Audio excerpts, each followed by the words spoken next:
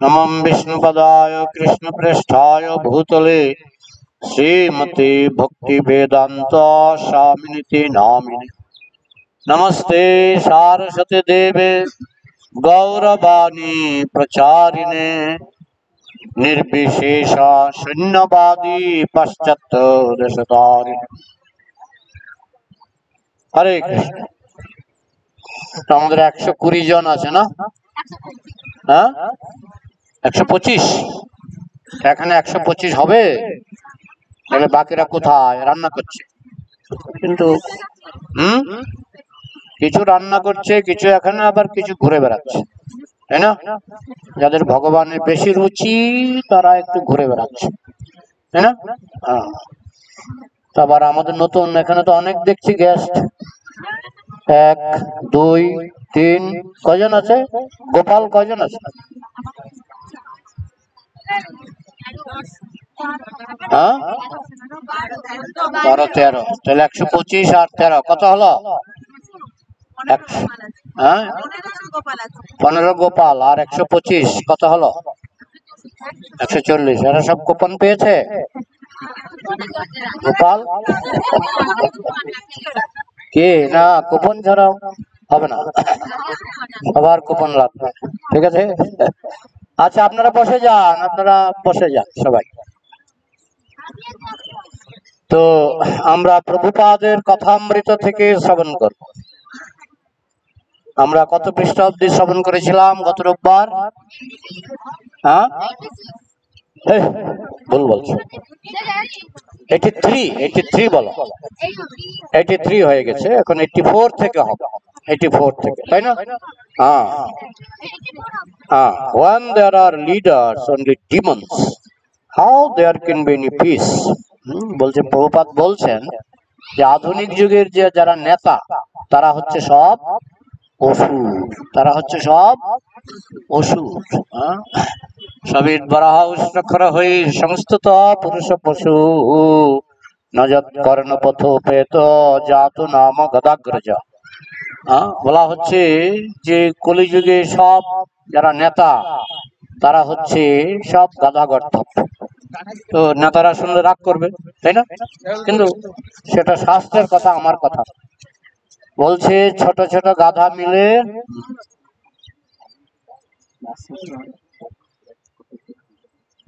আচ্ছা ঠিক আছে, ক্লাস কয়টা অবধি চলবে? তো গোপালকে কিছু দিন, এরা কুপন পেয়েছে, দিন কিছু। চন্দ্রাবতী গোপালকে একটু লাগিয়ে দাও, অরেঞ্জ গোপালকে লাগাও, পরে যারা পাঠে আছে তারা পাবে, আর যারা ঘুরে বেড়াচ্ছে তারা পাবে না, ঠিক আছে? তো তোমরা গোপালকে একটু লাগিয়ে দাও, কিছু না, একটু তুলসী পাতা দিয়ে লাগিয়ে আছে তো, তুলসী পাতা না? হ্যাঁ সব আছে প্রভু। হ্যাঁ ঠিক আছে। তাহলে সবিত বরাহষ্ট কর হই সংস্থিত পুরুষ পশু নজত কর্ণ পথ পেত জাত নাম গদাগ্রজ। যে যার কর্ণে হরি কথা প্রবেশ করেনি, যার কর্ণে কৃষ্ণ কথা প্রবেশ করেনি, তারা হচ্ছে গাদা গর্ধব। বোঝা গেল? এটা আমার কথা না, কার কথা? ভাগবতের কথা। ভাগবত খুব শক্ত, খুব শক্ত। বলছে কলিযুগে ছোট ছোট গাধারা মিলে ভোট দেয় একটা বড় গাধাকে নেতা স্বীকার, এইভাবে কলিযুগ চলছে। তো যার ফলে মানুষ ভক্ত হবে কি করে? মানুষও এখন, জনসাধারণও এখন আস্তে আস্তে অসুর হয়ে যাচ্ছে। নেতারা তো বেশিরভাগই অসুর, আর জনসাধারণও অসুর হয়ে যাচ্ছে। তো যার ফলে এখন কৃষ্ণ ভক্তির প্রচার এত কঠিন, কৃষ্ণ ভক্তির প্রচার খুব খুব কঠিন। কিন্তু তার মধ্যেও ছিল প্রভুপাদ কি সুন্দর সাফল্য লাভ করলেন, তিনি সারা পৃথিবীতে কৃষ্ণ নাম প্রচার করলেন। এটাই অদ্ভুত যে পরিবেশটা ভালো নয়, কিন্তু এর মধ্যেই প্রভুপাদ প্রচার করলেন, তাই না? অনেকে বলছেন আপনারা পার্কে কেন পিকনিক করতে যাচ্ছেন? ঠিক আছে, আমরা পার্কে প্ল্যান করে আসিনি, আমাদের প্ল্যান ছিল জগন্নাথ মন্দির। যখন সবাই টাকা জমা দিয়েছে, সব রেডি, জগন্নাথ মন্দির থেকে ফোন করলেন যে আমরা পারবো না। তো হঠাৎ করে টাকা ফেরত দেওয়া হবে না, তো আমাদের অনির্বাণ প্রভু বললেন যে পার্কই হবে, হোক হোক। প্রভুপাদ পার্ক থেকেই ইসকন শুরু করেছিলেন, তাই না? কোন পার্কের নাম কে জানেন? প্রভুপাদ, হ্যাঁ, প্রভুপাদ যে পার্ক থেকে ইসকন আন্দোলন শুরু করেছিলেন সেই পার্কের নাম কে জানে? কেউ জানে না? টমস্কিন স্কয়ার পার্ক, আমেরিকায় টমস্কিন স্কয়ার পার্ক। এই পার্ক অনেক ভালো, নেহেরু পার্ক অনেক ভালো, কিন্তু টমস্কিন স্কয়ার পার্ক অত ভালো ছিল না। সেখানে সব জাঙ্গিয়া পরে ছেলে মেয়ে ঘুরে বেড়ায়, আর এদের প্রধান খাদ্য হচ্ছে, বাঙালিদের প্রধান খাদ্য কি? ভাত। আর এদের প্রধান খাদ্য হচ্ছে গাঁজা আর মদ। ওই পার্কে প্রভুপাদ ইসকন শুরু করেছিলেন। পতিত পাবন হেতু তবয় অবতার, মুসম পতিত প্রভু না পাইবে আর। মহাপ্রভু কেন এসেছেন? পতিত পাবন করতে। আর ওই টমস্কিন স্কয়ার পার্ক হচ্ছে পতিতদের হেডকোয়ার্টার। সব মদখুর, গাঁজাখুর, সব হিপ্পি। প্রভুপাদ বলতেন আর আগে ছিল হিপ্পি, এখন হয়ে গেছে হ্যাপি। হ্যাঁ, তো প্রভুপাদ ওই পার্ক থেকে হরে কৃষ্ণ আন্দোলন ইসকন শুরু করেছিলেন। প্রভুপাদ ওইখানে গিয়ে মৃদঙ্গ বাজিয়ে কীর্তন শুরু করলেন, এবং সেই কীর্তনের সুরে সব গাঁজাখুর মদখুর আকৃষ্ট হয়েছিল। তারা এসে প্রভুপাদের সঙ্গে নৃত্য গীত করেছিলেন। ক্রমে ক্রমে তারা প্রভুপাদের সঙ্গ প্রভাবে তারা এত সুন্দর ভক্তি জীবনে চলে আসলেন যে পরবর্তীকালে তারা সব ছেড়ে দিলেন। ছেড়ে তারা কৃষ্ণ নামের নেশায়, নেশা ছাড়া কেউ থাকতে পারে না। হয় মদের নেশা করতে হবে, নয় কৃষ্ণ নামের নেশা করতে হবে। হয় সিনেমার নেশা করতে হবে, নয় হরিকথার নেশা করতে হবে। নেশা ছাড়া আমিও থাকতে পারবো না, আপনারাও থাকতে পারবেন না। নেশা জীবের ধর্ম। তো এই যে কৃষ্ণ কথার নেশা, এটা প্রভুপাদ ধরিয়ে দিলেন। তখন তারা মদন নেশা, গাজার নেশা সব ছেড়ে তারা কৃষ্ণ ভাবনামৃতে চলে এসেছে। তো পার্ক থেকে ইসকনের জন্ম। ইসকনের জন্ম ইতিহাস যদি আপনারা পড়েন, পার্ক থেকেই জন্ম। এই জন্য ভাবলাম ঠিক আছে, আমরা পার্কে যাব, সেখানে হরিনাম কীর্তন হবে। আমার তো এখন ইচ্ছা হচ্ছে এই পার্কে ঘুরে ঘুরে একটু মৃদঙ্গ বাজিয়ে কীর্তন করা হলে ভালো হয়, তাই না? হ্যাঁ, শেষের দিকে আমরা প্রসাদ পেয়ে যদি সময় থাকে তাহলে আমরা পার্ক ঘুরে ঘুরে একটু কীর্তন করে নেব। নিত্য কীর্তন, শুধু কীর্তন নয়, নাচতে নাচতে কীর্তন, ঠিক আছে? তো এখন আধুনিক যুগের নেতারা বেশিরভাগই তারা এসব পছন্দ করে না, এবং প্রজারাও আস্তে আস্তে নষ্ট হচ্ছে। কলিযুগ মানেই হলো কলের দোষ নিধে রাজন, অস্তি হে এক মহান গুণা, কীর্তনাদেব কৃষ্ণ মুক্ত সঙ্গ পরং ব্রজত। যারা শ্লোক জানো আমার সঙ্গে সঙ্গে বলবে, কলের দোষে নিধে রাজন, অস্তি হি এক মহান গুণা, কীর্তনাদেব কৃষ্ণ মুক্ত সঙ্গ পরং ব্রজত। হে রাজন, কলিযুগ হচ্ছে দোষের সমুদ্র। কলিযুগটা কি? দোষের সমুদ্র, এটা গুণের সমুদ্র নয়, দোষের সমুদ্র। কলের দোষ নিধে, নিধে মানে সমুদ্র, দোষ নিধে মানে দোষের সমুদ্র। কলিযুগ হচ্ছে দোষের সমুদ্র। কলের দোষ নিধে রাজন, অস্তি এক মহান গুণ। কিন্তু একটা বড় গুণ আছে, একটা মহান গুণ আছে। কি সেটা গুণ? কে বলতে পারবে? কি গুণ আছে কলিযুগের? কীর্তনাদেব কৃষ্ণ মুক্ত সঙ্গ পরং ব্রজত। কে যদি হরিনাম কীর্তন করে তাহলে সে সংসারের বন্ধন থেকে মুক্তি পাবে। এটা হচ্ছে দোষের সমুদ্রের মধ্যে একটা মহান গুণ, যে গুণটা সত্য যুগে ছিল না, ত্রেতা যুগে ছিল না, দাপর যুগে ছিল না। এত সহজে এই সংসারের বন্ধন থেকে মুক্ত হওয়ার সুযোগ অন্যান্য যুগে ছিল না। এটা কলিযুগের ডিসকাউন্ট, কলিযুগে ভগবান দিয়েছেন। কারণ কলিযুগে যেমন স্কুলে যখন বেশিরভাগ ছাত্র ফেল করে, আমার মনে আছে একবার আমাদের অঙ্ক পরীক্ষায় সবাই কম নম্বর পেয়েছিল, তো মাস্টার মশাই বলেছিলেন তোমাদের 10 নম্বর করে গ্রেস মার্ক। গ্রেস মার্ক এখন চলে? গ্রেস মার্ক, গ্রেস মার্ক মানে এটা ফাও, ফাও। তো মহাপ্রভু আমাদেরকে কলিযুগে কিছু ফাও ডিসকাউন্ট দিয়েছেন, যে শুধুমাত্র কৃষ্ণ কীর্তন করার মাধ্যমে কলিযুগের মানুষ মুক্তি পাবে। তো যার ফলে কলিযুগে যেহেতু অধিকাংশ নেতা এবং প্রজা সকলেই হচ্ছে পশু পশু, তাই কলিযুগে শান্তি খুব বিরল। আমি দেখি আসানসোল খুব শান্তির জায়গা। আমি 4 মাস ধরে আছি, তো দেখছি লোকজন খুব কালচার, খুবই ভালো জায়গা, শান্তির জায়গা। কিন্তু আমরা যেসব জায়গায় মানুষ হয়েছি না, ও কল্পনা করতে পারবেন না আপনারা। আমার জন্ম কোথায়? ত্রিপুরা। আর আমার শিশুকাল থেকে যৌবন পর্যন্ত সেখানে গলা কাটাকাটি ছাড়া কিছু ছিল না। উগ্রপন্থী মান্দাই বিবিসি থেকে নিউজ হয়েছিল। বাঙালিরা পাহাড়িদের গলা কাটতো, পাহাড়িরা বাঙালিদের গলা কাটতো। তা আমরা এখানে অনেক শান্তিতে আছি, তাই না? কিন্তু যেখানে মানুষ কৃষ্ণকে ভুলে যায়, যেখানে মানুষ কৃষ্ণকে ভুলে যায়, সেখানে যেমন শুধু গলা কাটাকাটি, আর কিছু গলা কাটাকাটি, একজন একজনের গলা কাটবে। দুটো গ্রাম ছিল, দুটো গ্রাম, মহাপ্রভুর আমলের কথা। দুটো গ্রাম, গ্রামের মাঝখানে একটা নদী, আর নদীর উপরে বাঁশের তৈরি সাঁকো। জানো তো বাঁশের তৈরি সাঁকো দেখেছ? নদীর উপরে বাঁশের তৈরি সাঁকো। তো ওই গ্রামে বৈষ্ণব সেবা হয়, এই গ্রামে বৈষ্ণব সেবা হয়, দুই গ্রামেই বৈষ্ণব সেবা হয়। তো বৈষ্ণবরা যখন এক গ্রাম থেকে আরেক গ্রামে যায়, তাদের নদীটা পেরোতে হয়। কি করে পেরোতো? ওই বাঁশের সাঁকো দিয়ে। কেমন? তারপরে মহাপ্রভু চলে যাওয়ার পরে এই বৈষ্ণব সেবা, ওই গ্রামের বৈষ্ণবরা এই গ্রামের বৈষ্ণবদের নিমন্ত্রণ করত, আর এই গ্রামের বৈষ্ণবরা ওই গ্রামের বৈষ্ণবদের নিমন্ত্রণ করত। তারা ওই বাঁশের সাঁকো দিয়ে যাতায়াত করত, মৃদঙ্গ করতাল নিয়ে বাঁশের সাঁকো দিয়ে যাতায়াত করত, কীর্তন করত, প্রসাদ পেত, চলে আসত। তারপর মহাপ্রভু চলে যাওয়ার 500 বছর পরে, ব্রিটিশ শাসন টাসন কত কিছু গেল, তারপরে ওই দুই গ্রামের বৈষ্ণব আস্তে আস্তে কমলো, বৈষ্ণব আর নেই বললেই চলে।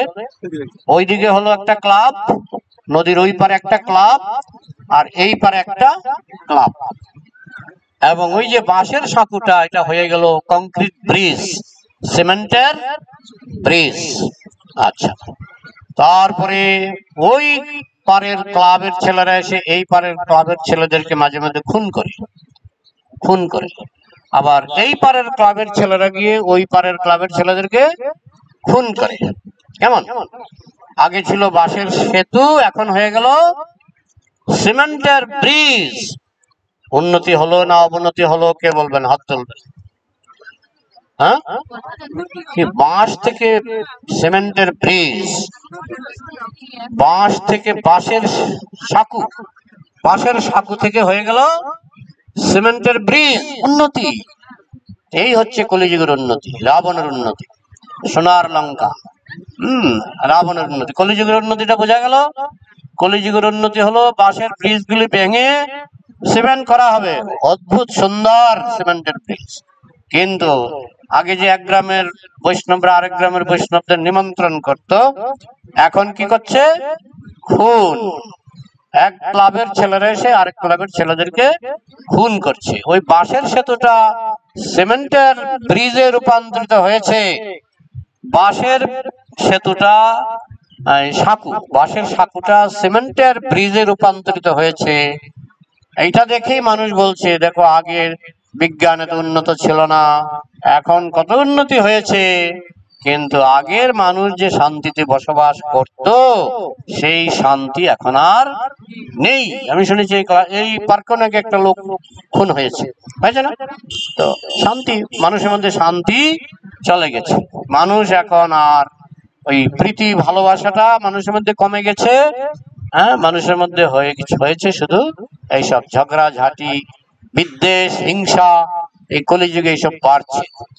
প্রজারাও নাস্তিক হচ্ছে, আর নেতারা তো কোনো সময় এগুলি বেশিরভাগই আগের দিনের নেতারা, যেমন পরীক্ষিত মহারাজ, যুধিষ্ঠির মহারাজ, এরা ছিলেন কৃষ্ণ ভক্ত নেতা। কিন্তু বর্তমান যুগের কয়জন নেতা কৃষ্ণকে মানে? কয়জন নেতা? বেশিরভাগই তারা পাপকেই প্রশ্রয় দিচ্ছে, পাপকেই প্রশ্রয় দিচ্ছে। এই জন্য কলিযুগে শান্তি নেই। People are also becoming demons. এবং কলিযুগের প্রজারাও, নেতারা যেমন অসুর, প্রজারাও অসুর হচ্ছে। কয়জন প্রজা ভক্তিপথে আছে? কয়জন প্রজা? বেশিরভাগই যত একদিকে বিজ্ঞানের উন্নতি হচ্ছে, তত মানুষ বেশি অসুর হচ্ছে। আগে মোবাইল ছিল না, এখন মোবাইল হয়েছে। হ্যাঁ, উন্নতি হয়ে গেছে। বাঁশের সাঁকু হয়ে গেল সিমেন্টের ব্রিজ, উন্নতি হয়েছে। আরে উন্নতি দেখার চোখ তোমার আছে? উন্নতি দেখার চোখ আছে? আগে মোবাইল ছিল না, এখন মোবাইল হয়ে গেছে, উন্নতি হয়ে গেছে। কিন্তু মোবাইল হয়েছে, ইন্টারনেট হয়েছে, উন্নতি হয়েছে। একদিকে হয়েছে যারা কৃষ্ণ ভক্ত তাদের জন্য ঠিক আছে, তাদের জন্য সব পরিবেশই ঠিক আছে। তারা সেই মোবাইলে গুরু মহারাজের পাঠ শুনবে, হ্যাঁ, তারা মোবাইলে হরি কথা শুনবে, ঠিক আছে, ঠিক আছে। কিন্তু বেশিরভাগ মানুষ কি করে? বেশিরভাগ মানুষ মোবাইল দিয়ে কি করে? মনুষ্য জন্মটা দুর্লভ, মনুষ্য জন্মটা নষ্ট করে, তাই না? সেই জন্য একদিকে মনে হচ্ছে উন্নতি হচ্ছে, কিন্তু উন্নতি কি হচ্ছে? উন্নতি হচ্ছে না। এখন এইসব মানুষের মধ্যে অশান্তি আরো বাড়িয়ে দিয়েছে। যত বৈজ্ঞানিক উন্নতি হবে, আমাকে একজন বলছিল, প্রভু আর কয়েক বছর পরে দেখবেন মোবাইল টিপ দিবেন, এই মোবাইলের যে মানুষগুলি আপনার বাইরে এসে দাঁড়াবে, মানে মোবাইলের বাইরে। শুনেছে এই গল্প? হ্যাঁ, মোবাইলে টিপ দিবেন, মোবাইলের সিনেমাটার মোবাইলে দেখবেন না, এটা চলে যাবে মোবাইলের বাইরে। এবং 3D মানে হাত পা সব দেখা যাবে, মানে 3D যেমন আমাকে দেখা যাচ্ছে, আপনাদের দেখা এরকম, এরকম নাকি হবে। বৈজ্ঞানিকরা খুব চেষ্টা চালাচ্ছে। তো উন্নতি হবে, উন্নতি হবে। বাঁশের সাঁকু উন্নত হয়ে সিমেন্টের সাঁকু হবে, সিমেন্টের সাঁকু উন্নতি হয়ে যেমন রাবণের সোনার লঙ্কা হয়েছিল, সবই হবে। কিন্তু রাবণ সোনার লঙ্কা ছিল, কিন্তু পরস্ত্রী হরণ করেছে, তাই না? তো এইভাবে একদিকে উন্নতি হবে, কালচার অবনতি হবে। সব সিমেন্ট। প্রভুপাদ ভক্তি সিদ্ধান্ত সরস্বতী ঠাকুর বলতেন, আমরা এখানে সিমেন্টের মিস্ত্রি হইতে আসি নাই, আমরা এখানে সিমেন্টের মিস্ত্রি হইতে আসি নাই। হ্যাঁ, তা আমরা তো আমাদের নজর কি করে বাঁশের সাঁকুটাকে আমরা সিমেন্টের পুলে বা ব্রিজে রূপান্তরিত করব। ঠিক আছে, আপত্তি নেই, কিন্তু সঙ্গে সঙ্গে আমাদের হৃদয়ের অট্টালিকা, জ্ঞানের অট্টালিকা। বলে আমার তো 10 তলা বিল্ডিং আছে, তোমার জ্ঞানের বিল্ডিংটা কয়তলা? তোমার জ্ঞানের বিল্ডিংটা কয়তলা? তো জ্ঞানের বিল্ডিং নাই, আর এদিকে বাইরে 10 তলা বিল্ডিং। এটা উন্নতি নয়। উন্নতি মানে জ্ঞানের বিল্ডিং, ভক্তির বিল্ডিং, ত্যাগের বিল্ডিং। এটা হচ্ছে আসল উন্নতি। তাহলে আপনার এই সিমেন্টের বিল্ডিং হলেও কোনো অসুবিধা নেই। হ্যাঁ, রামচন্দ্রের সিমেন্টের বিল্ডিং ছিল, কিন্তু তাদের পুরোটা জীবনই ছিল ত্যাগের জীবন। তিনি বনবাসে গেলেন। আমি রাম কথায় আলোচনা করছিলাম যে উর্মিলা লক্ষণের স্ত্রী, তিনিও লক্ষণের সঙ্গে যেতে চেয়েছিলেন, কিন্তু লক্ষণ বুঝালেন যে কৌশল্যা মার যত্ন নেওয়ার জন্য তোমাকে থাকতে হবে। তাহলে কিসের জন্য থেকে গেলেন? সীতা তো রামচন্দ্রের সঙ্গে গেলেন, কিন্তু উর্মিলা লক্ষণের স্ত্রী লক্ষণের সঙ্গে যাননি। লক্ষণ তাকে আদেশ করেছিলেন যে কৌশল্যার যত্ন নেওয়ার কেউ নেই, তোমাকে থাকতে হবে। তো ত্যাগ, পুরো রামায়ণটা হচ্ছে ত্যাগের ইতিহাস। এইভাবে আমরা দেখি তাদের বিল্ডিংও ছিল, ত্যাগও ছিল। আর এখন শুধু বিল্ডিংটা হচ্ছে, ত্যাগ কমে গেছে, জ্ঞান কমে গেছে, প্রেম ভালোবাসা প্রীতি কমে গেছে। আমার পরিচিত একজন কোটিপতি, একদিন দেখি হোটেল থেকে বেরোচ্ছে। বললাম কি ব্যাপার? আরে বাড়িতে বৌমাগুলি ঝগড়াঝাটি করে, রুচি হলো না খেতে, আমি হোটেলে খেয়ে নিলাম। কোটিপতি, কোটিপতি, বোঝা গেল? এই হচ্ছে আধুনিক উন্নতি। বাইরে থেকে চকচক চকচক করলেই সোনা হয় না। All that glitters is not gold. চকচক করলেই সোনা হয় না। আমেরিকায় যাবেন, দেখবেন সব চকচক, রাস্তাঘাট চকচক। শুধু রাত্রিবেলায় বেরোলে তো একেবারে মাথা ঘুরে যায়, বাবা এত লাইটেনিং, চারিদিকে শুধু লাইটেনিং আর লাইটেনিং, দেখলে মনে হয় স্বর্গে যেন চলে এসছে, স্বর্গে। কিন্তু জেনে রাখবেন, প্রভুপাদ বলছেন এটা হচ্ছে নরককুণ্ড, এটা হচ্ছে নরককুণ্ড। কারণ ভিতরের ইতিহাস আমরা জানি না বলে, ভিতরের কাণ্ড কারখানা আমরা দেখি না বলে আমাদের কাছে মনে হচ্ছে এটাই স্বর্গ। তো কলিযুগ হচ্ছে, কলিযুগের উন্নতি মানে এরকম। বাইরে থেকে খুব উন্নতি হবে, বাইরে থেকে খুব উন্নতি হবে, কিন্তু ভেতর থেকে মানুষ আর মানুষ থাকবে না, মানুষ হয়ে যাবে জন্তু জানোয়ার। বোঝা গেল? People are also becoming demons. So our this movement is very scientific authorized. তাহলে একটাই আশা, এই কৃষ্ণ ভাবনামৃত আন্দোলন। এই আসরিক সভ্যতার মধ্যে যদি আমরা একটু শান্তি চাই, প্রভুপাদ বলতেন যখন বৃষ্টি হয় গোটা আকাশটা আমরা ঢাকতে পারি না, পারি কি? কিন্তু বৃষ্টি থেকে আমরা বাঁচি কি করে? ছাতা দিয়ে। ছাতা দিয়ে আমরা গোটা আকাশটা ঢাকতে পারি না, কিন্তু ছাতা দিয়ে আমরা নিজেদের মাথাটাকে ঢাকতে পারি। ছাতাটা যদি একটু বড় হয়, আজকাল কলিযুগের ছাতাও ছোট, তাই না? পকেট ছাতা, তাই না? ফোল্ডিং ছাতা। আগে আমি যখন ছোট ছিলাম আমরাও ছাতা দেখেছি, এক একটা ছাতার নিচে কমপক্ষে 3 জন ঢুকতে পারে, কমপক্ষে 3 জন। তো প্রভুপাদ একটা ছাতা বানিয়েছেন, ছাতাটার নাম কি? ইসকন। এই ছাতার ভিতরে এত বড় ছাতা প্রভুপাদ বানিয়েছেন, যে কেউ এসে ঢুকতে পারবে, ওই ছাতার ভিতরে যে কেউ আশ্রয় নিতে পারবে। এখন সারা পৃথিবীতে পাপের বৃষ্টি হচ্ছে, পাপের বৃষ্টি আরো বাড়বে, হবে, কিন্তু প্রভুপাদ একটা ছাতা দিয়ে গেছেন। আমরা আকাশ ঢাকতে পারবো না, এই যা কলিযুগের আকাশে যে পাপের বৃষ্টি হচ্ছে সেটা আমরা ঢাকতে পারবো না, কিন্তু আমরা নিজের মাথাটাকে বাঁচাতে পারবো যদি আমরা ইসকন ছাতার আশ্রয়ে থাকি। বোঝা গেল? তাই এই যে আন্দোলন, এই যে আন্দোলন, এটা হচ্ছে একটি বিজ্ঞান সম্মত আন্দোলন। বলে বিজ্ঞান কোথায়? না, তোমার ওই বিজ্ঞানে আমরা আকৃষ্ট নই। তুমি যে 10 তলা বিল্ডিং বানাচ্ছ, ওই বাঁশের সাঁকুকে তুমি যে সিমেন্টের ব্রিজ বানাচ্ছ, ওইটা আমাদের এত গুরুত্বপূর্ণ নয়, কিন্তু আমরা দেখবো তোমার জ্ঞানের বিল্ডিংটা কত বড় হলো, জ্ঞানের অট্টালিকা বহুতল হলো কিনা। তুমি যদি তোমার জ্ঞানের অট্টালিকাকে 10 তলা বিল্ডিং বানাতে পারো, তুমি যদি তোমার ভক্তির বিল্ডিং কে 10 তলা বিল্ডিং বানাতে পারো, তাইলে আমরা বুঝলাম যে সভ্যতার উন্নতি হচ্ছে। আর এটাই হচ্ছে ইসকনের কাজ, যে মানুষ সিম্পল জীবন যাপন করতে পারে। আমি কালকে একটা ভিডিও দেখলাম, একজন বিদেশি ভদ্রলোক, জানি না ভিডিওটা কে কে দেখেছ, তিনি মায়াপুরে গোবর দিয়ে একটা বাড়ি করেছে। দেখেছো কি ভিডিওটা? হ্যাঁ, জাগৃতি দেখেছি। গোবর দিয়ে একটা বাড়ি করেছে, গোবর আর খড়, খড় মেখে। বিদেশি বলছে, ওই যে ইন্টারভিউ নিচ্ছে, উনি কোটিপতি মানুষ ছিল আগে, কোটিপতি মানুষ, বুঝেছো? ওনার দেশে উনি কোটিপতি। সব ছেড়ে মায়াপুরে এসে গোবর দিয়ে আর খড় দিয়ে একটা বাড়ি করছে, বুঝেছো? মায়াপুরে গেলে দেখতে পাবে। যাই হোক, উনি ব্যাপারটা বুঝতে পেরেছে, আমরা বুঝি বা না বুঝি, উনি ব্যাপারটা বুঝতে পেরেছে। আসল উন্নতি তো ওই 10 তলা বিল্ডিং নয়, আসল উন্নতি হচ্ছে জ্ঞানের উন্নতি।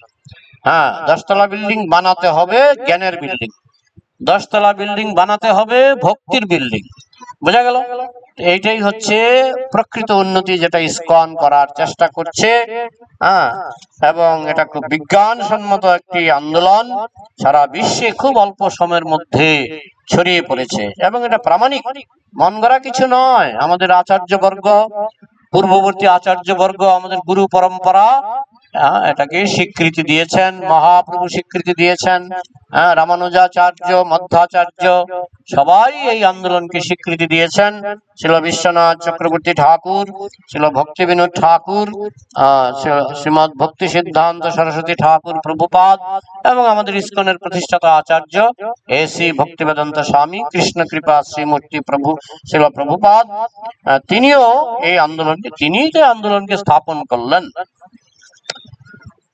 If you preach, there is no difficulty. সুতরাং তোমরা যদি প্রচার করো, আচ্ছা সবাই, আমি বলেছিলাম কিছু গীতা বা কিছু গ্রন্থ নিয়ে আসতে, কেউ কি এনেছো? আচ্ছা, এখানে ঘুরে ঘুরে একটু। প্রভুপাদ বলতেন, আমার 3 মিনিটের লেকচারে কি হবে, বা তোমার 3 মিনিটের লেকচারে কি হবে? বই ধরিয়ে দাও। আমি ইসকনে এসেছি বই পড়ে, আমি জানি অনেকেই ইসকনে এসেছে বই পড়ে।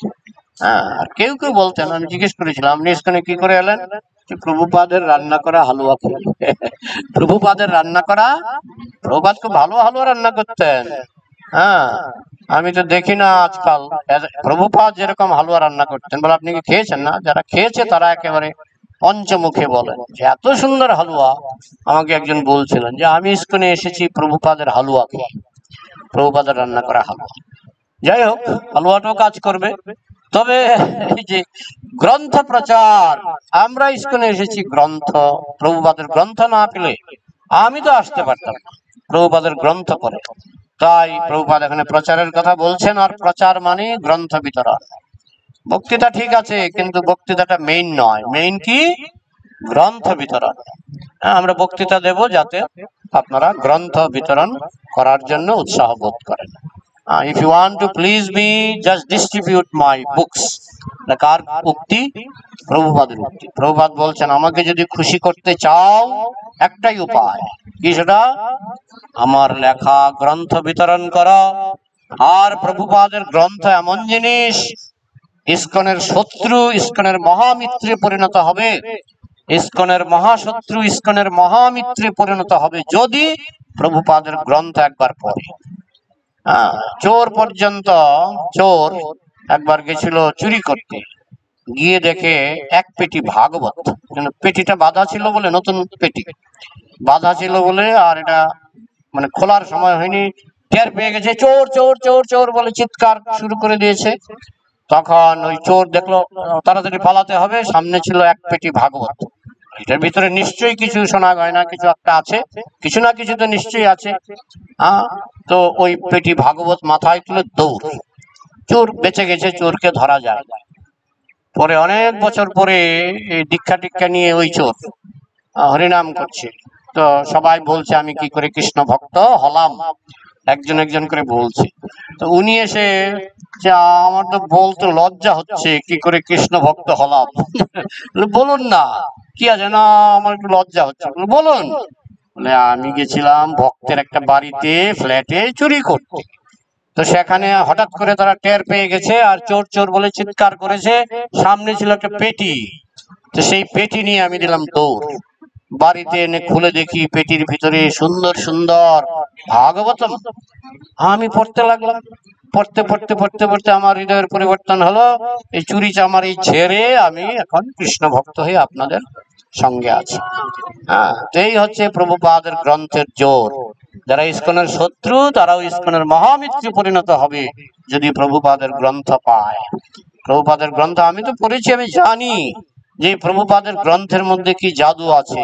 যত বড় নাস্তিক হোক, যত বড় অসুর বদমাস চোর ডাকাত যাই হোক না কেন, প্রভুপাদের গ্রন্থ যদি পড়ে তার হৃদয়ের পরিবর্তন হবে। অনেক অবাক হয়ে যায়। আমি এটা আপনি দেখবেন যে ভক্তের সঙ্গে কথা বলে আপনি বুঝবেন যে কি ধরনের ভক্ত। যদি একটু সন্দেহবাতিক হয় তাহলে লাইফ কামস ফ্রম লাইফ, জীবন আসে জীবন থেকে, আত্মজ্ঞান লাভের পন্থা, কামিং ব্যাক, পুনরাগমনম, এইসব গ্রন্থ দেবেন। আর যদি দেখেন না এগিয়ে আছে তাহলে গীতা ধরিয়ে দেবেন। এগিয়ে থাকলে গীতা, ভক্তির রসামৃত সিন্ধু, এইসব গ্রন্থ ধরিয়ে দেবেন। আর যদি দেখেন না একটু সন্দেহবাতিক তাহলে দেবেন ওই সমস্ত গ্রন্থগুলি। আমি যেমন সন্দেহবাতিক ছিলাম, আমার জীবনে আমি প্রথম বই পড়েছিলাম কামিং ব্যাক, আছে কি এটা? পুনরাগমন, পুনর্জন্ম। আরেকটা বই পড়েছিলাম লাইফ কামস ফ্রম লাইফ। আমি তো আমার সময়গুলি ইংরেজিতেই ছিল, জীবন আসে জীবন থেকে, এটা আমি ইংরেজিতে পেয়েছিলাম, লাইফ কামস ফ্রম লাইফ। ওই একবার পরেই বুঝে গেছি যে যে ইসকন পারফেক্ট, নিখুঁত, অথেন্টিক। প্রভুপাদ বলছেন যে আমাদের এই আন্দোলনটা হচ্ছে অথেন্টিক এবং আপনারা প্রচার করুন, কোনো অসুবিধা নেই। As it is described in the Bhagavad Gita, simply Bhagavad Gita as it is, then you are successful. বেশি কিছু কেরামতি করতে হবে না, ভগবত গীতায় যা লেখা আছে হুবহু বলতে হবে। এই কথা বলছে কেন? হুবহু বলতে হবে। ভগবত গীতায় যা লেখা আছে হুবহু বলতে হবে। প্রভুপাদ এই জন্য নাম দিয়েছেন ইসকনের ভগবত গীতার নাম কি? As it is. As it is মানে হুবহু, অ্যাজ ইট ইজ মানে যথাযথ, হুবহু। কৃষ্ণ যা বলেছেন, অর্জুন যা শুনেছেন, এর মধ্যে রং চড়ানো হয়নি। এটা আমরা গত রোববারও আলোচনা করেছিলাম। পঞ্চপাণ্ডব মানে পঞ্চপাণ্ডব, আর যারা রং চড়ায় তারা কি বলে? পঞ্চপাণ্ডব মানে পাঁচটা ইন্দ্রিয়, চক্ষু, কর্ণ, নাসিকা, জিহ্বা, ত্বক। এটারই নাম হলো কেদারনি, কেদারি, কেদারি। গীতায় লেখা নেই যে পঞ্চপাণ্ডব মানে চক্ষু, কর্ণ, নাসিকা, জিহ্বা, ত্বক। একথা গীতায় লেখা নেই, কোথাও লেখা নেই। ওরা কেদারি করে পাণ্ডিত্য দেখায়, ওরা সাকসেসফুল হয়নি। কিন্তু প্রভুপাদ গিয়ে বলেছেন পঞ্চ পাণ্ডব মানে পঞ্চ পাণ্ডব। যারা কেদার নিয়ে দেখা তারা বলে কুরুক্ষেত্র মানে দেহটা, ধৃতরাষ্ট্র মানে আমাদের মন। প্রভুপাদ এসব বলেন। প্রভুপাদ বলছেন কুরুক্ষেত্র হচ্ছে, কুরুক্ষেত্র এখনো একটা স্টেশন আছে, কুরুক্ষেত্র বলে একটা স্টেশন, রেলগাড়ি যায়। কুরুক্ষেত্র মানে কুরুক্ষেত্র, এই দেহটা নয়। আর ধৃতরাষ্ট্র মানে আমাদের মন নয়। ধৃতরাষ্ট্র বলে একজন ব্যক্তি ছিলেন, যিনি ছিলেন ভারতবর্ষের একজন অন্ধ রাজা। তিনি চোখে অন্ধ ছিলেন, আধ্যাত্মিক জীবনেও অন্ধ ছিলেন। তো এইভাবে প্রভুপাদ হুবহু ব্যাখ্যা করেছেন বলে এত মানুষ অল্প সময়ের মধ্যে কৃষ্ণ ভক্ত হয়ে গেল। আর এর আগে যারা বেশি কেদারনি দেখিয়েছে তাদের গীতা প্রভুপাদ বলছেন যে আমেরিকায় ইংরেজি ভাষায় 500 জন লোক গীতা অনুবাদ করেছে ইংরেজি ভাষায়। ওইসব গীতা পড়ে একজনও কৃষ্ণ ভক্ত হয়নি। হ্যাঁ, আমাদের ভারতেও কত অমুক বাবুর গীতা তমুক বাবুর গীতা পরে কেউ ভক্ত হচ্ছে না। প্রভুপাদের গীতা পড়ে কিন্তু মানুষ ভক্ত হয়ে যাচ্ছে, এটা আমরা চাক্ষুষ দেখতে পাচ্ছি, আমরা সচক্ষে দেখতে পাচ্ছি। হ্যাঁ, এবং মায়াপুরে গেলে আপনি দেখবেন রাশিয়ার লোক, আমেরিকার লোক, চীনের লোক, সব দেশের লোক ভক্ত হচ্ছে। শক্তিটা কোথা থেকে আসছে? প্রভুপাদের গ্রন্থ থেকে। এটাই প্রভুপাদ বলছেন যে গ্রন্থ বিতরণ করো, আর Bhagavad Gita as it is যা তোমরা নিজেরা পড়েছো সেটা হুবহু বলো, তার মধ্যে রং চড়াবার চেষ্টা করবে না, তাহলেই তোমার প্রচার সার্থক হবে। আর প্রভুপাদ বলতেন যদি আচরণ না করো তোমার বক্তৃতায় কাজ হবে না। হ্যাঁ, আমরা যদি জীবনে গীতার শিক্ষা যদি প্রয়োগ না করি বক্তৃতা দিলে কাজ হবে না, কিন্তু জীবনে যদি আমরা প্রয়োগ করি আমাদের প্রচার এফেক্টিভ হবে।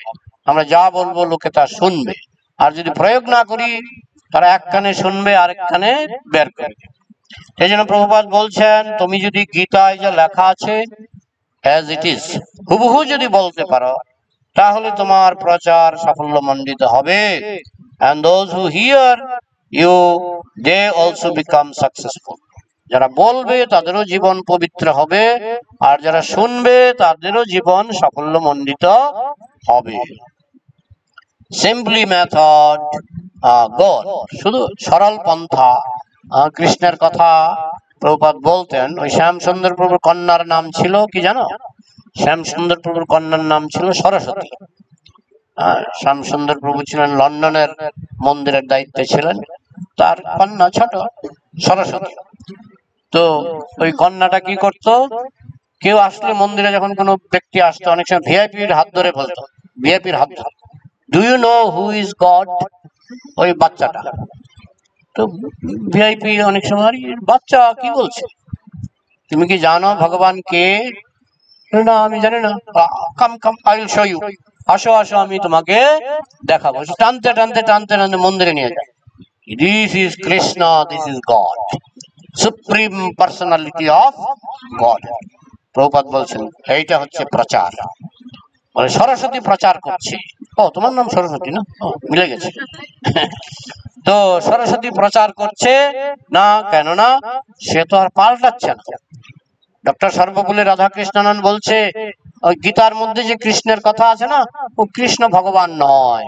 পরে দেখবে প্রভুপাদের বক্তৃতায় প্রভুপাদ বলছেন যে উনি বলছেন কৃষ্ণ ভগবান নয়, ভগবান হচ্ছে নিরাকার, কৃষ্ণের মধ্য দিয়ে কথা বলছে। এই জন্য ওনার গীতা পড়ে কেউ ভক্ত হয়নি। কিন্তু প্রভুপাদ বলছেন কৃষ্ণ ভগবান, আর এই বাচ্চা সরস্বতী কি বলছে? কৃষ্ণ ভগবান। এই হচ্ছে প্রচার। যা লেখা আছে গ্রন্থে হুবহু সেটা বলতে হবে। শুদ্ধ ভক্ত প্রভুপাদ যেভাবে বলেছেন আমাদের হুবহু সেইভাবে বলতে হবে, তাহলে দেখবে প্রচার কার্যকরী হবে। প্রদ্যুম্ন বলে প্রভুপাদের একজন শিষ্য পড়ছেন, তিনি রিডিং পড়ছেন। These activities are taken into account by a superior authority known as দৈব। আমরা কি করছি, কি চিন্তা করছি, কি কথা বলছি সেইগুলি দৈব লিখে রাখছে। কর্মণা দৈব নেত্রেণ জন্তুর্দেহ উপপত্তয়ে, আমরা কি বলছি, কি চিন্তা করছি, কি কাজ করছি সব লিখছে। আমাদের সবার নামে ফাইল আছে, ফাইলগুলি থাকে চিত্রগুপ্তের কাছে। তুমি যদি মৃত্যুর পরে যাও চিত্রগুপ্তের কাছে, সঙ্গে সঙ্গে ও তোমার নাম সরস্বতী, ওই যে ফাইলটা 63 নম্বর ফাইলটা বা বলে দেবে, ফাইলটা বের করে বের করে। তুমি অবাক হয়ে যাবে, আমার নামে ফাইল? হ্যাঁ, বলো এই যে ফাইলে লেখা আছে তুমি এতটা এত মিনিটে অমুক তারিখ এতটা এত মিনিটে তুমি এই কাজটা করেছো। কাজটা ঠিক হয়নি, বলে দেবে। চিত্রগুপ্ত বলে দেবে, এই বেটা কি করে জানে? সব জানে চিত্রগুপ্ত, ওর কাছে সব রেকর্ড আছে। কথাটা বুঝেছো? সব রেকর্ড আছে। তুমি অবাক হয়ে যাবে যে তোমার এই কাজ কেউ জানে না পৃথিবীতে, চিত্রগুপ্তের কাছে রেকর্ড আছে। এটাই প্রভুপাদ বলছেন, কর্মণা দৈব নেত্র। যারা দেবতা আছেন তাদের তো ভগবান কৃষ্ণই লাগিয়েছেন। এই দেবতাদেরকে কে লাগিয়েছেন? কৃষ্ণ। দেখো কে কি করছে হিসাব রাখো। হিসাব রাখার জন্য অনেক দেবতা আছে। আমরা কে কি করছি সব হিসাব সংরক্ষিত আছে, সবার নামে ফাইল আছে। দিস ইজ দৈব, এর নাম দৈব। This Daiva is explained in the Bhagavad Gita as the prime cause of everything. পাঁচখানা কারণ। আমরা যে কাজ করি না, কাজের পেছনে পাঁচখানা কারণ বলা হয়, পাঁচখানা কর্তা। কর্তা অধিষ্ঠানং তথা কর্তা কারণং চ পৃথগ্বিধাম বিবিধাশ্চ পৃথক চেষ্টা দৈবং কারণং পঞ্চমম। বলছে পাঁচটা কারণ। একটা কাজের পেছনে কয়টা কারণ? পাঁচটা কারণ। এই পাঁচটা কারণকে বলা হয় পাঁচটা কর্তা, মনে রাখবেন। প্রথম হচ্ছে অধিষ্ঠান, আমি কোন জায়গায় কাজটা করছি, আমি কোন জায়গায় কাজটা করছি সেটা একটা কারণ। জায়গাটা যদি অনুকূল হয় এটার বিচার হবে একরকম, জায়গাটা যদি অনুকূল না হয় তার বিচার হবে আরেক রকম। বলে স্বামী স্ত্রী, স্বামী বলে তুমি যদি প্রসাদ খাও তোমাকে পিটাবো, তোমাকে মাছ মাংস খেতে হবে, তুমি যদি মাছ মাংস না খাও তাহলে তোমাকে পিটাবো, কেমন? তাহলে জায়গাটা কি ভালো না খারাপ? খারাপ। ওই রকম জায়গার মধ্যে তুমি ভক্তি করছো, সেটা একরকম বিচার হবে। সেটার বিচার একটা ভালো পরিবেশে ভক্তি করছো সেটার বিচার একরকম, আবার একটা কষ্টের পরিবেশে ভক্তি করছো সেটার বিচার আরেক রকম। তাহলে অধিষ্ঠানম, তুমি কোথায় কর্ম করছো, কি পরিবেশে কর্ম করছো সেটা একটা কারণ। অধিষ্ঠানং তথা কর্তা, আমি আমার ইচ্ছাটা কি, আমার ইচ্ছাটা কি, এটা একটা কারণ। তাহলে কয়টা হলো? দুটো। অধিষ্ঠানং তথা কর্তা। করণং মানে চক্ষু, কর্ণ, নাসিকা, জিহ্বা, ত্বক, এগুলোকে বলে করণ। কারো চোখ অন্ধ, সে বিগ্রহ দর্শন করতে পারে না। কারো হাত প্যারালাইজ, যে হাত দিয়ে জপ করতে পারে না। আমাদের মায়াপুরে একজন ভক্ত আসে, আপনারা দেখেছেন কিনা জানি না, দুটো হাত কাটা। কিভাবে কেটেছে জানি না, আমি জিজ্ঞেসও করিনি। তো উনি পা দিয়ে প্রসাদ চামচ দিয়ে তুলে তুলে খায়, মানে উনি হাত দিয়ে কিছু করতে পারে না। ওই চামচ আছে একটা চায়ের চামচ, ওটা দিয়ে দেখি পা দিয়ে তুলে তুলে খায়। তো কৃষ্ণ কিন্তু রাগ করবে না। কেন রাগ করবে না? কারণ তার হাত নাই, হাত নাই। তো করণ, করণ মানে আমাদের চক্ষু, করণ, আমাদের করণ হচ্ছে 11টা। পাঁচটা হচ্ছে জ্ঞানেন্দ্রিয়, পাঁচটা হচ্ছে কর্মেন্দ্রিয়, আর মন হচ্ছে একাদশ ইন্দ্রিয়। মন, উভয় ইন্দ্রিয়। তো এইভাবে আমরা আমাদের ইন্দ্রিয়গুলি কেমন তার উপরও নির্ভর করে বিচার হয়। এই বিচারের সময় পাঁচটা জিনিস ধ্যানে রাখা, মানে যারা বিচার করে তারা পাঁচটা জিনিস বিচার করে। অধিষ্ঠানম, কোন জায়গায় কাজটা হচ্ছে। অন্নপূর্ণা, তুমি পাঠে এত মগ্ন হয়ে গেছো যে চোখ বন্ধ হয়ে গেল, নাকি ঘুম পেয়ে গেছে? কোনটা সত্যি কথা? হ্যাঁ, শুনছিলে? আচ্ছা, আমি কিন্তু প্রশ্ন করে ফেলবো, তাহলে বোঝা যাবে কোনটা আসল ধ্যান কোনটা নকল ধ্যান, বোঝা যাবে। আচ্ছা, যাই হোক, কি বলছিলাম? অধিষ্ঠান মানে কোন জায়গায় কাজটা হচ্ছে, তথা কর্তা মানে আমি নিজে, আমার ইচ্ছাটা কি। তথা কর্তা করণম, আমার ইন্দ্রিয়গুলি কিরকম, চক্ষু, কর্ণ, নাসিকা, জিহ্বা, ত্বক, ইন্দ্রিয়গুলি কিরকম। করণং চ পৃথক বিধান বিবিধশ্চ পৃথক চেষ্টা, আমার চেষ্টাটা আমি কতটুকু করেছি। তাহলে পাঁচটা হলো কিনা? অধিষ্ঠানম তথা কর্তা মানে আমি, করণং মানে ইন্দ্রিয়, পৃথক বিধান অধিষ্ঠানম, তারপর দৈব। দৈব মানে পরমাত্মা। পরমাত্মা যদি পারমিশন না দেয় আমি চেষ্টা করলেও হবে না। তাহলে এই পাঁচটা কারণের উপর নির্ভর করে একটা কর্ম। তো একটা কর্মের যখন বিচার হয় এই পাঁচটা কারণ বিবেচনা করে কর্মের বিচার হয়। There are 5 causes, কর্তা, পাঁচটি কর্তা, পাঁচখানা হচ্ছে কর্তা। অনেক সময় বলে না, প্রকৃতে ক্রিয়মানানি গুণই কর্মাণি সর্বশঃ অহংকার ও বিমূঢ়াত্মা কর্তাহমিতি মন্যতে। অহংকারের বশে আমরা মনে করি আমি কর্তা। হ্যাঁ, আমি কর্তা মনে করা উচিত নয়, কিন্তু এখানে তো বলছে আমিও কর্তা, কিন্তু 5 জনের মধ্যে আমি একজন, 5 জনের মধ্যে আমি একজন, এই জন্য আমি একা কর্তা বললে, হ্যাঁ অনেকে করে না, যেমন এই যেমন পিকনিকটা হচ্ছে, এখানে তো একা ক্রেডিট তো কাউকে দেব না, কেউ একা, হ্যাঁ একজন বেশি পরিশ্রম করেছে আমরা জানি, একজন খুব বেশি পরিশ্রম করেছে, হ্যাঁ তার তিনি মেইন ক্রেডিট পাবে। আর যারা কেউ সবজি বানিয়েছে, কেউ রান্না করেছে, কেউ কীর্তন করেছে, তাই না, কেউ পাঠ শুনেছে, তো সবাই একটু একটু ক্রেডিটের ভাগ পাবে, তাই না।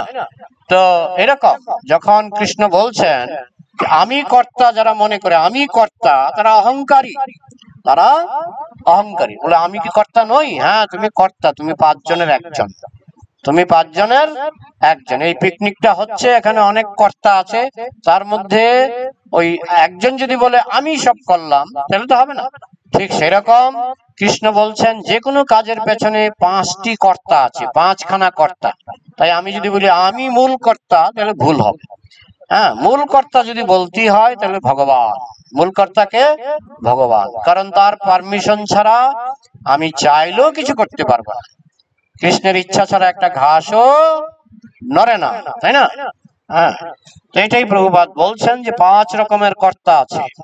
একটা হচ্ছে দ্য ডুয়ার, মানে আমি, তুমি ডুয়ার, যে করে কাজটা, হ্যাঁ দ্য প্লেস। আরেকটা হচ্ছে কোন জায়গায় কাজটা হচ্ছে। ইনস্ট্রুমেন্ট বলতে চক্ষু, কর্ণ, নাসিকা, জিহ্বা, ত্বক, এগুলি হচ্ছে ইন্দ্রিয়। আর প্রভিডেন্স হচ্ছে পরমাত্মা, পরমাত্মা মানে ভগবান। এই 5 জন মিলে একটা কাজ হয়, তাই কাজের ক্রেডিট যদি দিতে হয় 5 জনকেই দিতে হবে। In this way there are 5 causes for acting anything. তাই আমরা যখন কোনো কাজ করি এই 5খানা কারণের উপর নির্ভর করে আমাদের কার্য পরিচালিত হয়। দেখো ভগবত গীতা কত বড় বিজ্ঞান, যে একেবারে ভেঙে ভেঙে বলে দিচ্ছে। Just like you are doing business, মনে করো তুমি ব্যবসা করছো, প্রভুপাদ আরো ভাঙছে, হ্যাঁ মনে করো তুমি একটা ব্যবসা করছো। So if you are a nice businessman, that's very good asset. তুমি যদি ভালো বিজনেসম্যান হও তাইলে তুমি হচ্ছে একটা কর্তা। এখন বিজনেস তুমি 1 লাখ টাকা যদুকে দাও, মধুকে দাও, বিজনেস করো, হ্যাঁ মধু তো 2 দিন পরে টাকা লস টস খেয়ে এসে বলছে আমি তো পারলাম না, আর যদু কিন্তু কোটিপতি হয়ে গেল। 1 লাখ টাকা খাটিয়ে খাটিয়ে সে হয়ে গেল কোটিপতি। এক ভদ্রলোকের 3 বউ, মানে 3 বউ মানে কি, সরি 3 বৌমা, 3 বৌমা, তো ভদ্রলোক আবার কোটিপতি। আর তখনকার দিনে গবয়া ধনবান, ধান্য ধনবান। তখনকার দিনে ধনী মানে তোমার কয়টা গরু আছে আর তোমার কত মন ধান আছে। এখনকার দিনে ধন মানে তোমার কত বান্ডেল টাকা আছে, তাই না। আর তখনকার দিনে ধনী মানে তোমার কতটা গরু আছে আর কত ধান আছে। এটা হচ্ছে তখনকার দিনের বিচার। তো এক ধনী লোক, তার 3 বৌমা, মানে 3 ছেলে 3 বৌমা। তো উনি একদিন তার শরীর অসুস্থ হয়ে গেল, যে কোনো সময় মারা যেতে পারেন। ইনি বললেন যে আমি তো মারা যেতে পারি, ঠিক আছে আমি একটু তোমাদের একটু একটু পরীক্ষা করবো, প্রকাশ্যে পরীক্ষা করবো। কি পরীক্ষা? বলে 3 বৌমাকে আমি 3 কেজি ধান দেব, 3 বৌমাকে আমি 3 কেজি ধান দেব, আমি যখন আমার ইচ্ছা হবে ধানগুলি আমি ফেরত নেব। বোঝা গেল? তখন 3 বৌমা তো 3 কেজি ধান নিয়ে গেল। 5 বছর পরে সেই বৃদ্ধটা মানে মরেনি, বেঁচে ছিল। 5 বছর পরে আবার 3 বৌমাকে ডাকাল। হ্যাঁ, প্রথম বৌমাকে জিজ্ঞেস করলো, বড় বৌমা, যে তোমাকে 1 কেজি ধান দিয়েছিলাম, সেই ধানটা দাও। তো বৌমা খুঁজে খুঁজে বলছে, বাবা কিছু মনে করবেন না, মানে শ্বশুর বাবা, কিছু মনে করবেন না, ধানটা যে আমি কোথায় রেখেছি আমি আর খুঁজে পাচ্ছি না। ঠিক আছে ঠিক আছে। দ্বিতীয় বৌমাকে বললেন, তোমাকে 5 বছর আগে 1 কেজি ধান দিয়েছিলাম, এই ধানটা দাও। দ্বিতীয় বৌমাকে সঙ্গে সঙ্গে আলমারি খুলে, এই যে বাবা আপনার ধান। ভালো তো, বৌমা খুব ভালো। তৃতীয় বৌমাকে বললেন, তোমাকে তো 1 কেজি, মানে ছোট বৌমা, তোমাকে তো 1 কেজি ধান দিয়েছিলাম, এটা দাও। যে বাবা, এটা তো ট্রাক গাড়ি ছাড়া হবে না, কয়েকটা ট্রাক গাড়ি লাগবে। তোমাকে দিলাম 1 কেজি ধান, কয়েকটা ট্রাক গাড়ি লাগবে আনতে। কি হয়েছে বলো তো, ব্যাপারটা কি হয়েছে? সে ওই ধান নিয়ে জমিতে রোপণ করেছে, সেই ধান দিয়ে আবার রোপণ করেছে, আবার রোপণ করেছে, করে করে 5 বছরে একেবারে বেশ কিছু ট্রাক গাড়ি ভর্তি ধান হয়েছে। হ্যাঁ, তখন ওই বৃদ্ধ লোকটা বলল যে সংসারের ভার আমি এই ছোট বৌমার ছোট ছেলের হাতেই অর্পণ করলাম। তাহলে যে বিজনেস করে, যে বিজনেস করে সে একটা কর্তা। কথাটা বোঝা গেল? এটাই প্রভুপাদ বলছেন যে যদি ভালো বিজনেসম্যান হও, বোঝা গেল তুমি একটা ভালো কর্তা। হ্যাঁ, তোমার বুদ্ধি শুদ্ধি আছে। তোমরা প্রভুপাদের বলা গল্প আমি বলছি। নন্দী এন্ড নন্দী সন্স, কলকাতা একটা বিল্ডিং আছে, তোমরা কয়জন দেখেছো জানি না। নন্দী এন্ড নন্দী সন্স দেখেছো বিল্ডিংটা? আচ্ছা, আমি দেখেছি বিল্ডিংটা, খুব সুন্দর, খুব উঁচু বিল্ডিং। এই নন্দী বাবুর গল্প প্রভুপাদ বলছিলেন। প্রভুপাদ বলছিলেন নন্দী বাবু গরিব ছিলেন। হ্যাঁ, তো সেই নন্দী বাবু তিনি এক জমিদারের বাড়িতে গেলেন যে আমি তো খুবই গরিব, আমি একটা ব্যবসা করতে চাই। তো কি করব আমি? জমিদার জিজ্ঞেস করছে যে আপনি যদি আমাকে কিছু টাকা ধার দেন, কিছু টাকা ধার দিলে আমি একটা ব্যবসা শুরু করতে পারি। তখন জমিদার বলছেন তুমি ব্যবসায়ী নও, তুমি ব্যবসায়ী নও। কেন? বলে ব্যবসায়ী কি টাকা ধার করে ব্যবসা করে নাকি? যে ব্যবসায়ী সে জিরো থেকে হিরো হয়, জিরো থেকে হিরো হয়। তো নন্দীবাবু কথাটা তার পছন্দ হলো, পছন্দ হলো। তো উনি জমিদারের বাড়ি থেকে বেরোবার পথে গেটের মধ্যে দেখে একটা মরা ইঁদুর। আর তখন ছিল ব্রিটিশ আমল, এটা কিন্তু গল্প নয়, সত্য ঘটনা। তখন ছিল ব্রিটিশ আমল। তখন একবার কলকাতায় প্লেগ রোগ হয়েছিল। প্লেগ রোগ চেনো? হ্যাঁ, কি সেটা বলো দাও। হ্যাঁ, প্লেগ ইঁদুরের থেকে হয়। তখন ব্রিটিশ সরকার ঘোষণা করেছিল একটা ইঁদুর জমা দিলে, মিউনিসিপ্যালিটি অফিসে একটা ইঁদুর জমা দিলে 2 টাকা। তখন সেই নন্দীবাবুর ভাগ্য খুলে গেল, তিনি দেখলেন এখানে একটা মরা ইঁদুর পড়ে আছে। তো উনি মরা ইঁদুরটা নিয়ে চলে গেলেন সোজা মিউনিসিপ্যালিটি অফিসে। তিনি সেখানে জমা দিলেন। এই গল্পটা কিন্তু প্রভুপাদ নিজে মুখে বলেছেন। জমা দিলেন, ব্রিটিশ সরকার তাকে কি দিল? 2 টাকা। তখনকার দিনে 2 টাকার ভ্যালু ছিল।